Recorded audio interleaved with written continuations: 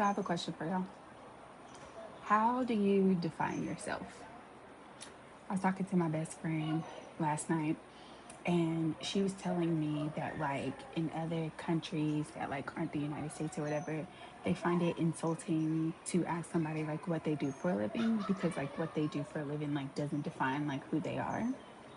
And I found that to be so profound because I have been unemployed for 8 months, or rather, I've been God's employee for 8 months.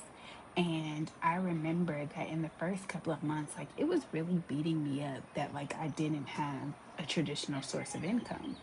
And at like month 6, I remember another one of my friends was like, girl, you just got to get a job so you can make some money, which like my father told me the same exact thing. And I'm just like, no, like as God's employee, like I don't want to just get a job to make money. But I realized that my pushback on that is because I have allowed my jobs this entire time, like ever since I started working, to truly like define who I am.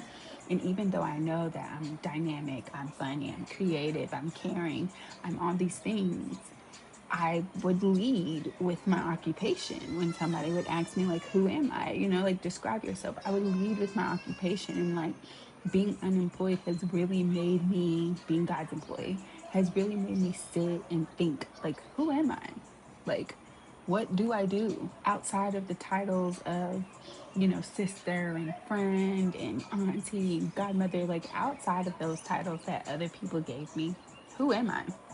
So like, who are you? You know?